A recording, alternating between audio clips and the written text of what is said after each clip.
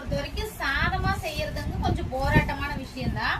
ஆனா இப்போ சொன்ன மாதிரி பொரி மாதிரி செஞ்சுக்கலாம், இட்லி தோசைக்கு போட்டுக்கலாம். அந்த மாதிரி எடுத்துக்கும் போது நம்மளுக்கு எடுத்துக்கிட்ட மாதிரியும் இருக்கும், ஈஸியா இருக்கிற மாதிரியும் இருக்கும்.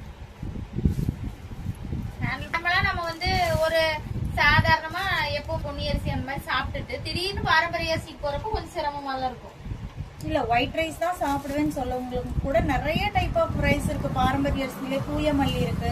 மீன் குழம்பெல்லாம் சாப்பிடுறவங்க தூய மல்லி சாதம் வச்சு மீன் குழம்பு சாப்பிட்டாலும் நல்லா இருக்கும்.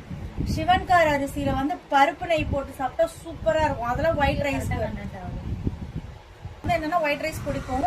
எல்லா டைமும் ஃபுல்லா ஹெல்த்தியா சோளம் அப்படி சாப்பிட முடியலனாலும் டிஃபனுக்கு இந்த மாதிரி ரைஸை யூஸ் பண்ணிட்டு சாப்பாட்டுக்கு தூயமல்லி சிவன்காரி இந்த மாதிரி நிறைய ரைசஸ் இருக்கு. நீங்க பாத்தீங்கன்னாலே இருக்கும்.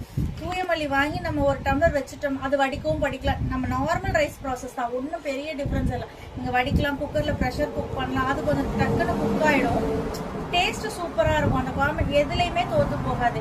எல்லா ஃபுட்டையும் நம்ம எப்படி ப்ராசஸ் பண்ணி சாப்பிடுறோம், அதாவது வந்து என்ன மாதிரியான முறையில டேஸ்ட் பண்ணி சாப்பிடுறோங்கிறதான். ஹெல்த்தியா சாப்பிட்றதுக்கு 1000 வழி இருக்கு, ஈஸியான வழியும் நிறைய இருக்கு. ட்ரை பண்ணி